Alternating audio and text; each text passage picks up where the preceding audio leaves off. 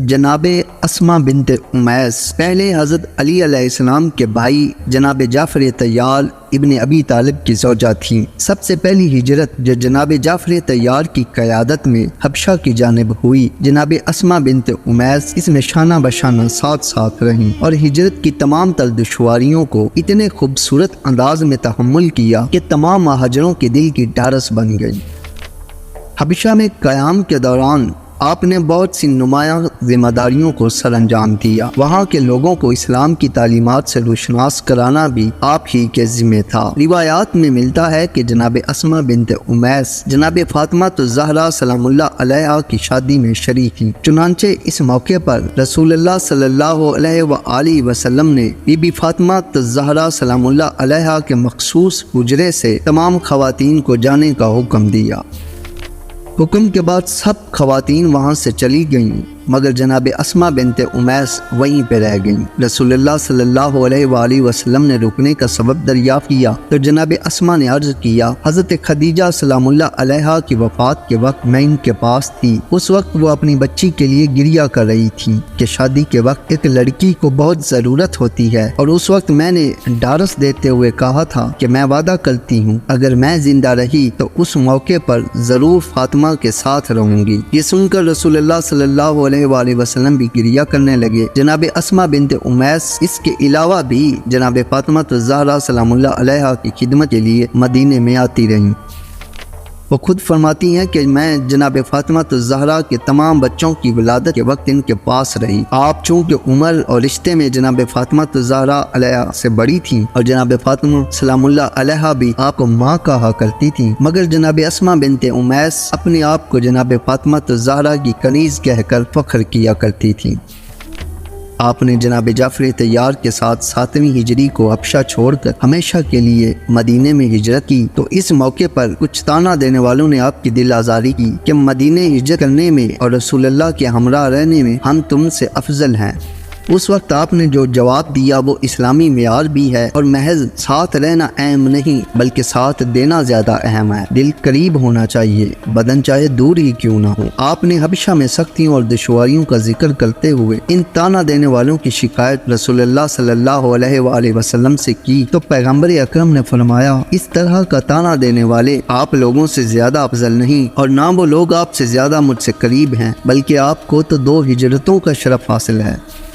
اس طرح آپ نے خواتین کی زحمتوں کا ذکر کرتے ہوئے قرآن میں ان کے تذکرے کے سلسلے میں دریافت کیا۔ ابھی اسما بنت امیس کا سوال بھی پورا نہیں ہوا کہ سورۃ الاحزاب کی 35ویں آیت نازل ہوئی، جس میں نمایاں صفات کا ذکر کیا گیا۔ 8ویں ہجری جنگ موطا میں جناب جعفر طیار کی شہادت ہو چکی تھی، اور اس کے بعد سفر حجۃ الوداع کے دوران آپ ابو بکر کے نکاح میں آ گئیں۔ اب آپ یہ سوچیں گے کہ کیوں اسما بنت امیس جیسی عظیم خاتون ابو بکر کی زوجیت میں آئی، کیوں حضرت علی علیہ السلام نے اس کی مخالفت نہیں کی؟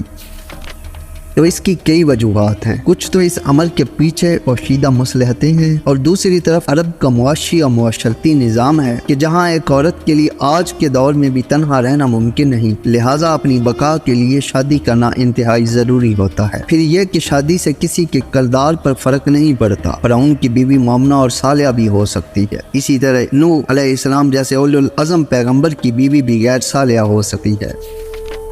شاید اس مقام پر رہتے ہوئے قدرت کو جناب اسما بنت امیس کے ذریعے بہت سے اہم اور خطیر کام لینا مقصود تھے، وہ کام جو شاید کوئی دوسری کمزور شخصیت نہ کر سکتی۔ آپ نے ابو بکر کی زوجیت میں رہتے ہوئے ابو بکر کے مقابلے میں اہل بیت کا ہر طرح سے بھرپور ساتھ دیا، اور ایسا ہر ایک کے بس کی بات نہ تھی۔ شاید قدرت جناب اسما بنت امیس کے کردار کے ذریعے اس وقت کے خاموش لوگوں پر حجت تمام کرنا چاہتی تھی، کیونکہ جناب اسما بنت امیس نے سب سے کمزور موقع پر اہل بیت کی حمایت میں کسی بھی چیز کی پرواہ نہیں کی، ایک تو عورت، اور وہ بھی اس کی زوجیت میں جس کی وہ کھل کر مخالفت کر رہی تھی۔ یقیناً جناب اسما بنت امیس کے مقابلے میں دوسروں کے پاس اس سے کہیں بہتر مواقع تھے کہ جب اسما بنت امیس جیسی خاتون حضرت ابو بکر ہی کی زوجیت میں رہتے ہوئے انہی کے مقابلے میں جناب فاطمہ الزہرا سلام اللہ علیہا کا کھل کر ساتھ دے سکتی ہیں، تو دوسرے لوگ تو بدرجہ اولاد ساتھ دے سکتے تھے، لیکن اس کے باوجود ساتھ نہ دیا۔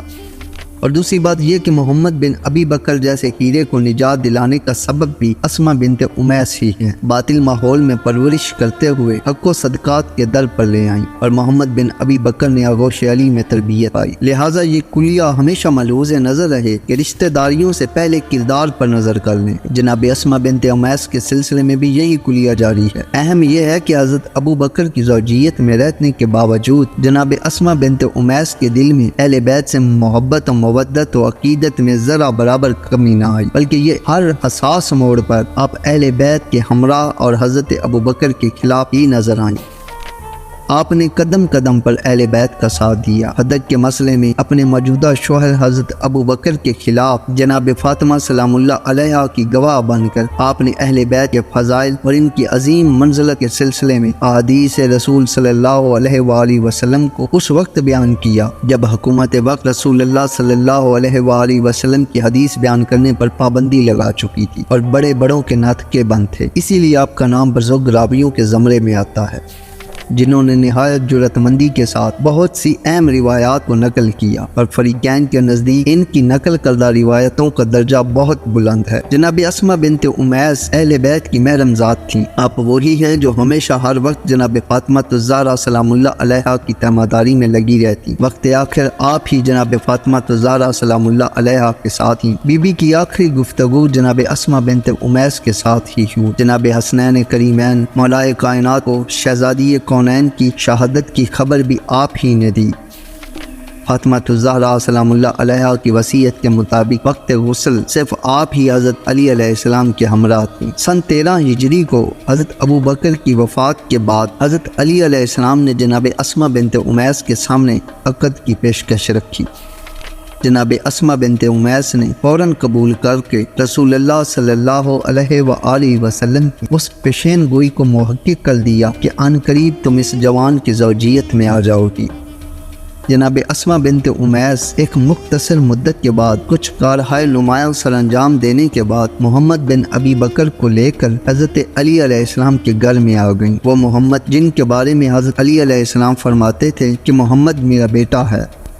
اس طرح آخرکار جناب اسما بنت امیس دوبارہ اپنے ہی گھر میں آ گئیں، کیونکہ آپ ابتدا سے ہی اسی آنگن ابو طالب کی بہو تھیں۔ حضرت علی سے آپ کے ہاں 2 بیٹے یحییٰ اور عون کی ولادت ہوئی۔ یحییٰ نے بچپن میں ہی وفات پائی، جبکہ حضرت عون ابن علی کربلا میں شہید ہوئے۔ سن 38 ہجری میں محمد بن ابی بکر بمقام مصر شہید کر دیے گئے۔ محمد ابن ابی بکر کا سر ام حبیبہ بنت ابو سفیان نے تحفۃً آپ کو بھجوایا۔ آپ نماز پڑھ رہی تھی، خبر سن کر آپ کا کلیجہ پھٹ گیا اور جوان فرزند کی موت اور جوان فرزند کے سر کو تشت میں دیکھ کر برداشت نہ کر پائیں اور خلق حقیقی سے جا ملی۔ انا للہ و انا الیہ راجعون۔